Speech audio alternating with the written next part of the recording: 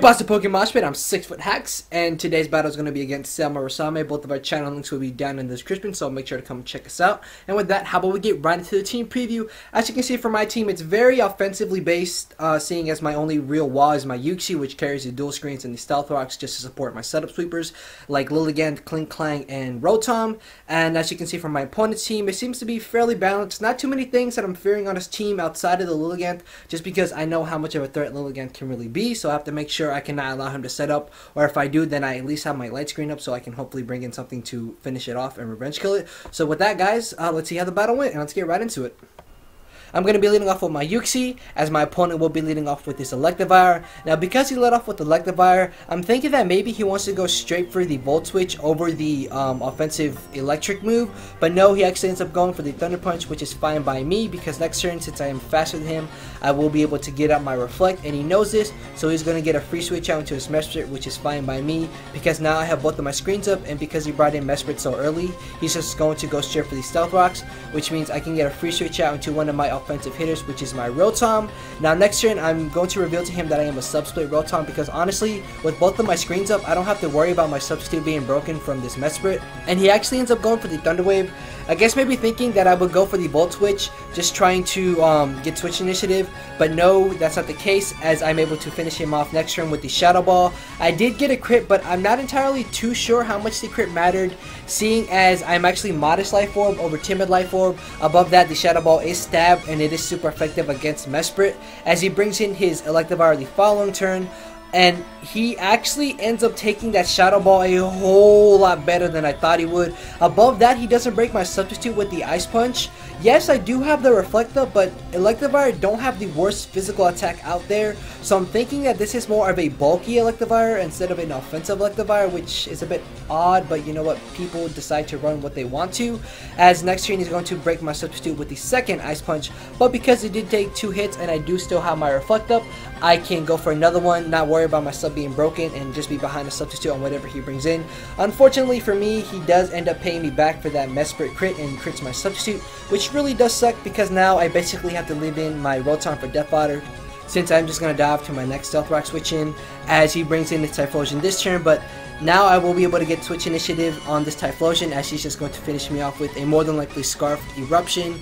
Now, since I know I do have priority, I'm going to switch out into my Hitmonchan, and I'm not going to go straight for the Mach Punch because it is very obvious, so I'm actually going to go for the Close Combat, but Zell does make the risky play and actually ends up going for the Eruption. But luckily for me, since I am max HP and Hitmonchan do have very good special defense, I'm going to be able to take that Eruption and go straight for the Close Combat. Now this turn, I know he's going to be fearing the Mach Punch, so I'm actually going to make my own risky play, and I'm going to go for another Close Combat as he brings in his own Hitmonchan.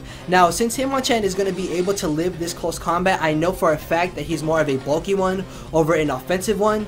And since I actually do not carry Mach Punch on this Hitmonchan, he's going to be able to finish me off with his own Hitmonchan.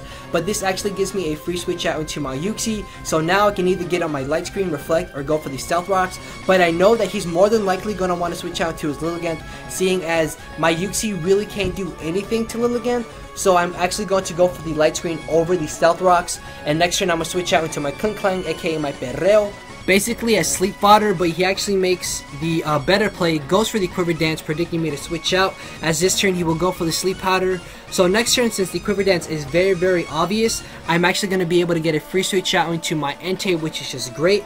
Now, barring that he doesn't carry the Hidden Power Rock, I will be able to live any hit and finish him off with the Flare Blitz. But if he does carry the Hidden Power Rock, I'm hoping that my Light Screen will allow me to live, and as you'll see here, he does carry it, and thanks to the Light Screen, I'm able to live with 33 HP, and I'm going to go straight for the Adamant Choice Banded, Stabbed, super effective Flare Blitz, and just utterly obliterate that Lilligant. And honestly, Lilligant is one of the most underrated threats in RU. I think people should use it more often, as he's going to go out to his Druddigon, and I'm going to go out to my Uxie. Now here, I had a choice between Reflect and Stealth Rocks, and I actually went for the Reflect entirely Not too sure why, honestly, when he still has the Typhlosion in Blaze range, but that doesn't matter, seeing as I live this Choice Banded stabbed Outrage with 5 HP, allowing me to get up the rocks, which is just amazing because now the Typhlosion is dead and I have a full HP Lilligant with both of my screens up, just lying in wait to sweep.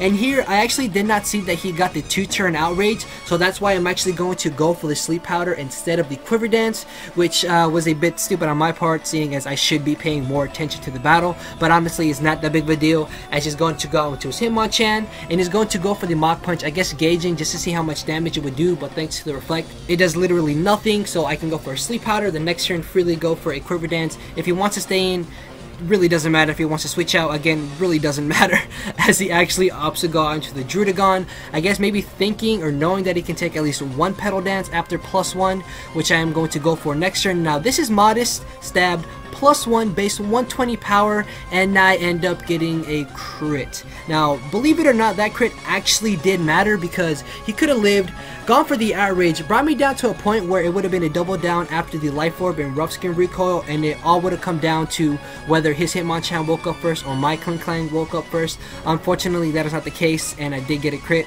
but that is part of the game, and I'm able to finish off the Hitmonchan for the very narrow 2-0 victory in my favor. Very good, very fun game, Zellmurasame. Both of our channel links are down in the description, guys, so please make sure to come check us out. Make sure to leave a comment and make sure to leave a like. And with that, I do believe I am out of here, guys. Haha.